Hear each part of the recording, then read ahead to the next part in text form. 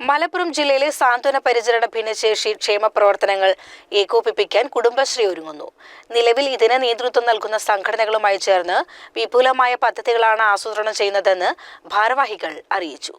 തദ്ദേശ സ്വയംഭരണ സ്ഥാപനങ്ങൾ ഫണ്ട് വെച്ചുകൊണ്ട് തദ്ദേശ സ്വയംഭരണ സ്ഥാപന പ്രദേശത്തെ കുടുംബശ്രീ പ്രവർത്തകരെ ഉൾക്കൊള്ളിച്ചുകൊണ്ടും അതുപോലെ തന്നെ പ്രാദേശിക പാലിയേറ്റീവ് പ്രവർത്തകരെ ഉൾക്കൊള്ളിച്ചുകൊണ്ടും എന്തിനാണ് ഈ പാലിയേറ്റീവ് പ്രവർത്തനത്തിന്റെ ആവശ്യകത എന്ന് ബോധ്യപ്പെടുത്തുന്നതിന് വിപുലമായ ക്യാമ്പയിനുകൾ ഓരോ തദ്ദേശ സ്വയംഭരണ സ്ഥാപനം നടത്താനും അതോടനുബന്ധിച്ച് 3 പേരടങ്ങുന്ന മാസ്റ്റർ ട്രെയിനർമാർ ആ തദ്ദേശ സ്വയംഭരണ സ്ഥാപനത്തിൽ 300ഓളം പാലിയേറ്റീവ് വളണ്ടിയർമാരെ പരിശീലിപ്പിക്കാൻ.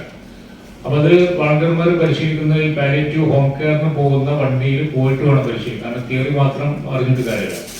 നിലവിൽ ഹൃദ്യ, ശേഷി, ഉജ്ജീവനം, കൈത്താങ്ങ് തുടങ്ങിയ പദ്ധതികൾ കുടുംബശ്രീ ഏറ്റെടുത്ത് നടത്തുന്നുണ്ട്. രോഗി പരിചരണത്തിന് പരിശീലനം നൽകി വോളണ്ടിയർമാരെ വാർത്തെടുക്കുന്ന പദ്ധതിയാണ് ഹൃദ്യ. മാനസിക വെല്ലുവിളികൾ നേരിടുന്നവർക്ക് ബഡ്സ് BRC കേന്ദ്രങ്ങൾ തുടങ്ങുക, അവരുടെ ഉപജീവനം ഉറപ്പുവരുത്തുക തുടങ്ങിയ ലക്ഷ്യത്തോടെയാണ് ശേഷി ആരംഭിച്ചത്. ഉജ്ജീവനം സാന്ത്വന പരിചരണം ആവശ്യമുള്ളവർക്ക് ഉപജീവനത്തിനുള്ള വഴിയൊരുക്കുന്നതാണ്. ഇത്തരക്കാർക്ക് അടിയന്തര സഹായം എത്തിക്കാൻ ഫണ്ട് സമാഹരിക്കുന്ന പദ്ധതിയാണ് കൈത്താങ്ങ്. ഈ പദ്ധതികളെല്ലാം ഏകോപിപ്പിക്കുകയാണ് ഉദ്ദേശം. ഈ മേഖലയിൽ സർക്കാരിൽ നിന്ന് ലഭിക്കുന്ന ആനുകൂല്യങ്ങൾ പരമാവധി ലഭ്യമാക്കാനും ഇതുവഴി സാധിക്കുമെന്ന് സംഘാടകർ പറഞ്ഞു.